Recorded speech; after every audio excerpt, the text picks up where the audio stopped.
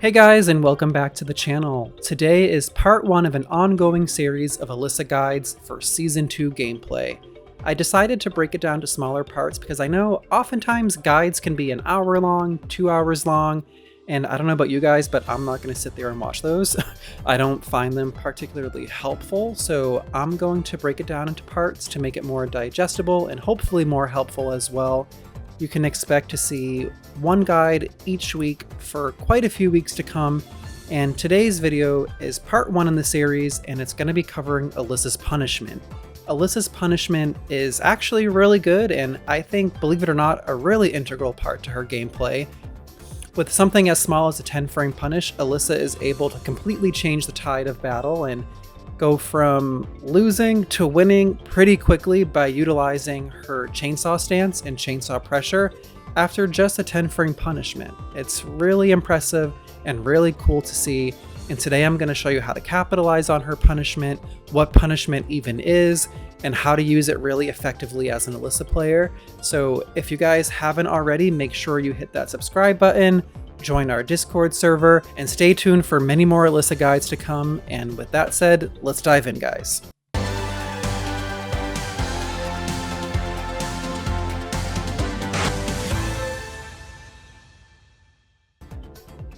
First, we're going to start with her standing punishment.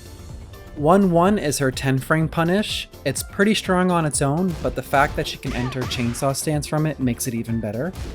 You're +5 whether you go into chainsaws or not, which means you have the opportunity to deal 50 plus damage off a 10-frame punish if you make the right read. That's really huge. Basically, you're able to enforce an extremely powerful, potentially game-changing mix-up off of your opponent's smallest mistake. 10 frames is really small, and that's typically what you're going to be working with at a higher level. So the fact that Alisa is able to take that 1-1 punish and then enforce her chainsaw mix-up afterwards, it's really strong, and it's a really integral part to her gameplay, for sure. Next, we have her 12-frame punish, 2-2, which in my opinion isn't too much to write home about. It sends the opponent flying pretty far back, and actually far enough back that you can manually enter DBT and potentially enforce a mix-up.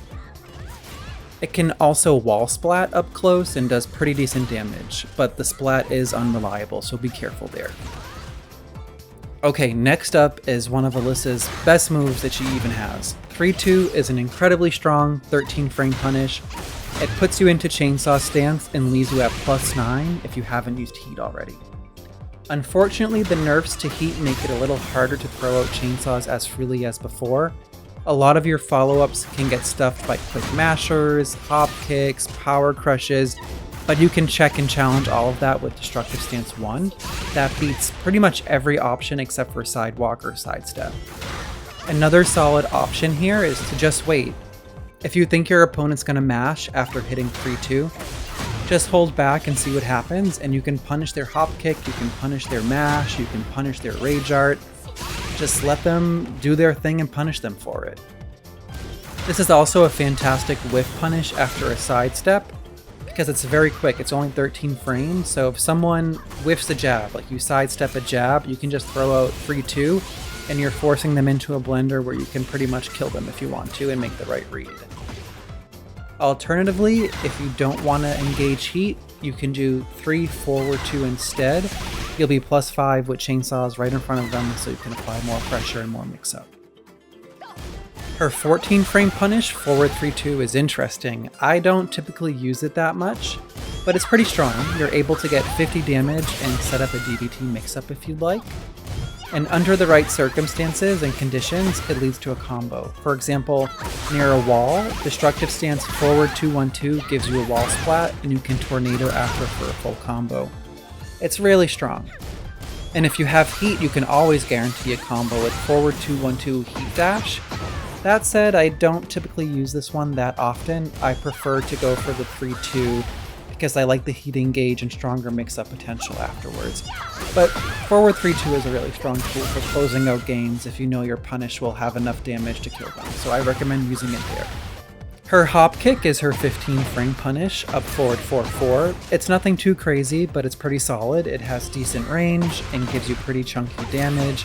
I don't have too much to say about this one. Similarly, I don't really have too much to say about her down forward 2, which is her 16 frame punish. It's really decent, it's safe, has moderately okay range, but I don't usually use this move as a punish. I prefer to go for the hop kick. However, I do use this move a lot. I would say it's one of Alisa's key moves, which will be covered in an upcoming guide regarding her key moves in Season 2. Down forward 2 is typically used as a keep out move. I use it when someone can't dash block well, or when someone is overly aggressive and running in. I just throw it a down forward 2 like I'm sniping them, and I typically land it pretty consistently. Lastly is back 3+4. This is her 18 frame punish. This is for moves that are really negative on block, and if you really want to assert your dominance with the back 3+4 punish, that's typically when you use it. This is more of a whiff punish type of move, I would say, which I will cover a little bit later in this video. But overall, a really good move to be throwing out when you expect someone to whiff, or see a whiff, or have a hard read for a low. This is a really good move to be using. I will also be covering this move in an upcoming guide as well. Now we're going to be talking about Alisa's wall standing punishment. I'm not going to have too much to say about it because it's relatively straightforward, so let's go. First, we're going to start with wall standing 4. This is Alisa's wall standing 11 frame punish. It's pretty good, it's +6, it has decent range. There's really not too much to say about it. You can throw out a 4 after and will counter hit most options if your opponent tries to mash. Other than that, pretty straightforward. Next up is where her wall standing punishment starts to shine. This is her 13 frame wall standing punisher. She has wall standing 1-2. Similar to her 10 frame punish, she can also choose to transition into chainsaws if she would like to. So it's pretty much the same situation, except this time she's +6 instead of +5, so it's slightly better. Does pretty decent damage and allows her to start her pressure and her offense in her chainsaw mix-up, so this is really good to be using. Next up, we have her 15 frame wall standing punisher. This is her hop kick, up forward 4-4. So Alisa can actually do her hop kick while she's crouching and while she's standing, so it's pretty nice, a pretty good move. And yeah, not much to say about this one either. Next is her 17 frame wall standing punisher, wall standing 2. It's actually really good. I like this move a lot. It sends the opponent pretty far, so it has good wall carry. You enter boot stance after for the combo, and it does pretty significant damage, great wall carry, good Oki setups. And yeah, this is a really good move to be using. Essentially, you're going to be using this for those chunky lows that you know are launch punishable, like hell sweeps and things along that line. You're going to be using this move. And that brings us to the last part of the guide today, Alisa's whiff punishment. This is where Alisa truly excels and shines as a character, so you're going to want to be paying attention to this. Whiff punishment is essentially waiting for your opponent to make a mistake, they'll miss a move, and you'll be able to launch them or punish them to some capacity. So that's what whiff punishment is. And Alisa is really good at it because she has really strong movement. She has a good backdash, she has a good sidestep, she has a good sidewalk, and her pokes are also set up in a way where she creates space and creates whiff opportunities. You're going to want to be familiar with these moves because if you're using Alisa the right way, there's going to be lots of whiffs for you to punish. So the first one here is my favorite. It's back 4-4. Alisa does pretty significant damage. She carries to the wall, and if it wall splats at the right height, she's able to dash in and tornado for a full combo, which is really strong. And you're also able to enter chainsaws as well, so you can rush in your opponent after they just got annihilated by that chunky whiff punish, and you can enforce her pressure even more. You can pretty much win the game with the back 4-4 punish and some correct reads, as I'm going to show you here in this June match that I had not long ago. So yeah, you're going to want to be utilizing back 4-4 pretty often.